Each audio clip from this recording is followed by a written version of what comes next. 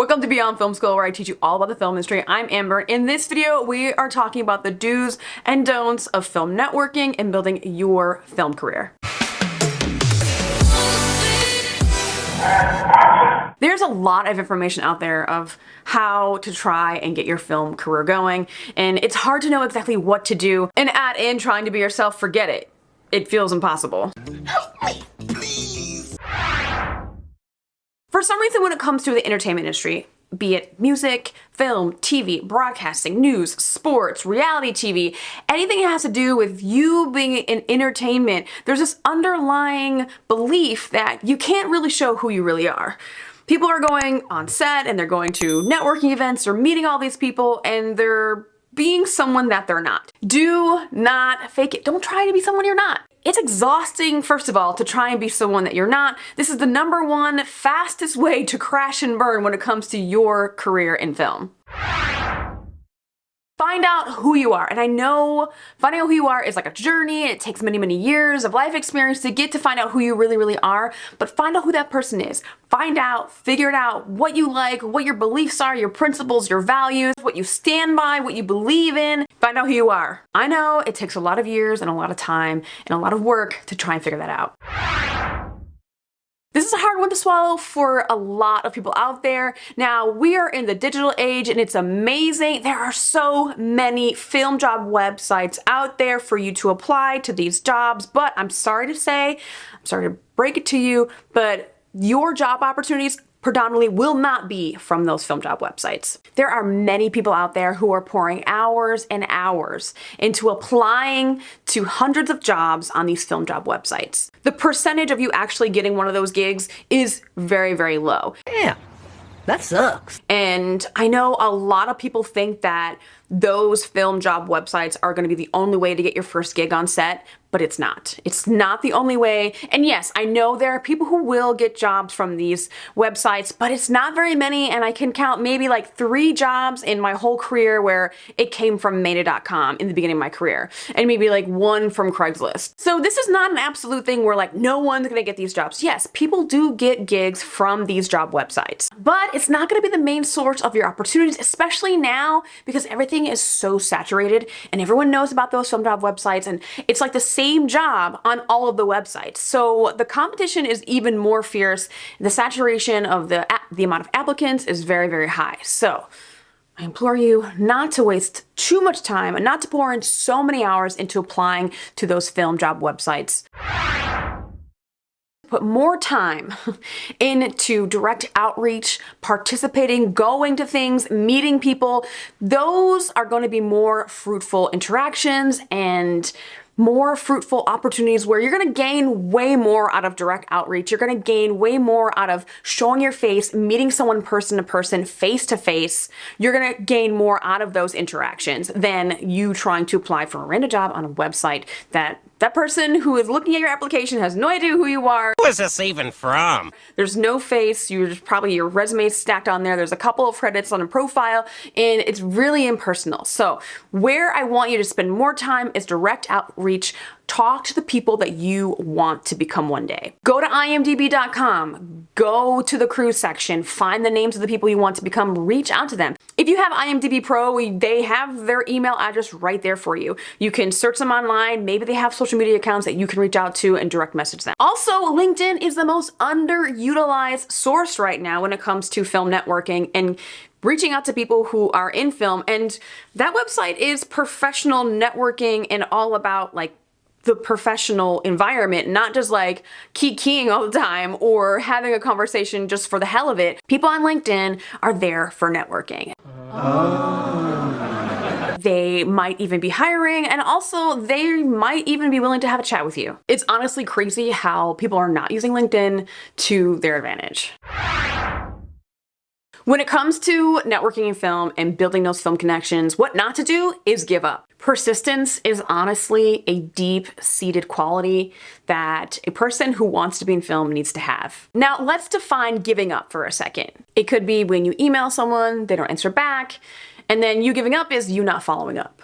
Another example is you email someone, they say they're not hiring or they're not working in the area, they tell you no. You giving up might be not reaching out to another person. Another example could be you interview, you don't get the job, and then you giving up might be beating yourself up. You can't believe you did so badly or poorly during this interview, and then it turns out that you just don't submit your resume for interviews anymore. That's giving up. In my first example, following up is such a rare occurrence. Like 95% of people send emails out to people or contact people, direct message, or just the skill of following up when someone is trying to do something. Following up is so rare. A lot of people don't do it. And if you just follow up for an email, because let me tell you, when you are reaching out to people in film, if they're on set and they're actively working, it might take them a couple days, a couple weeks to get back to you. And you might just hit them at the right time and be like, hey, I sent you an email a couple weeks ago, I'm just following up. Now, they might need that reminder because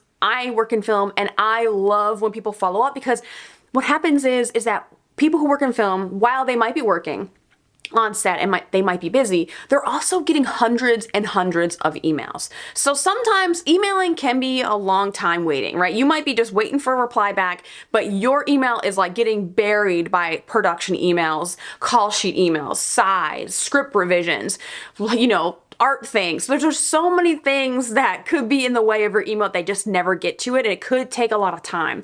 On the flip side of that, this is why I say if you direct message someone on social media, it separates you a little bit. Like you might reach out on Instagram or on Twitter or on Facebook or something like that, or I don't know, people using Snapchat now, I have no idea. If you're reaching out on a social media platform, there is less competition with the inbox. So just think about that. But the follow-up is really, really important. And what I will say about a follow-up email, if you follow up and they don't answer that one, then it's time to move on to the next person. That's actually called harassment. If you send an email out to someone, I say the right amount of time to follow up is about 2 to 3 weeks. That's a really good time to follow up. Persistence, you have to be persistent. You can't give up, folks. You can't. I won't allow you to give up. If you really want to work in film, you can't give up. The flip side to that is being patient. Now, as technology grows and our attention span gets shorter and shorter, the need for instant gratification grows a little bit more and more.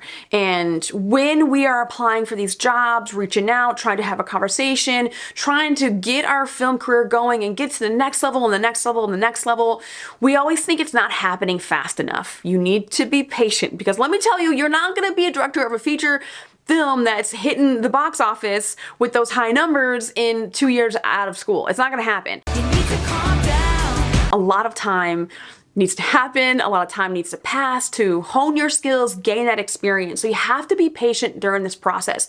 And where a lot of people give up is when they actually are just not patient enough, because there's so many stories out there of people just about to give up. They only went and auditioned for a year or two, and then at the end of that 2 years, they're like, oh my God, if I didn't go to this last audition right before I was gonna quit, I wouldn't be on that big gig that gave me my big break. So being patient is really a big part of this, and trying to make those connections and build your film career. Being patient is vital. There are people in school right now about to graduate, and they think that as soon as they graduate, or maybe a year after graduation, they're gonna be in film with their ideal job. No. Sorry to say, this is pie in the sky. This is not a reality, I'm sorry. A career in film is not instant, so you need to work on the virtue of patience if you want a film career. Making movies and TV on a grander scale takes so many years of experience. It takes life experience to tell those stories. And with that life experience, maturity and emotions and knowing who you are and all of that, it takes living life to make good stories. It is a marathon, it is not a sprint. And I'm sorry to get all cliche on you, but there's just like no better saying for it. You just have to be patient.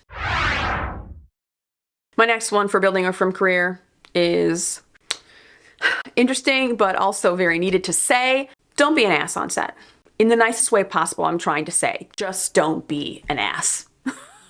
Don't be that person that is not grateful to be on set on a post-streaming bubble burst era, okay? There is not that many jobs out there right now. Everyone and their mother is not making a show anymore. Studios have caught on, the bubble has burst. There's not a lot of work. So if you are lucky enough to be in one of those positions, be grateful to be there. Be nice while you're there. Just be kind to your fellow human beings while you're on set or trying to get on set. If you're an ass, people are getting really particular about who they hire, and if you happen to be an asshole, the job market is looking pretty grim for you. There are less jobs. So when you get that one-day short film or that quick commercial, be grateful to be there. Be nice and kind and respectful of everyone that's there. And that one day could lead to more opportunities because they might remember you. They're going to remember you for you being professional, respectful, and just happy to be there and you had a good attitude. Trust me on this. There's been so many opportunities that, you know what, Amber, I wanted to hire you because the way you treated the actors or the way you spoke to so-and-so. I saw how hard it was and how challenging it was, but you kept a level head. Keep our composure!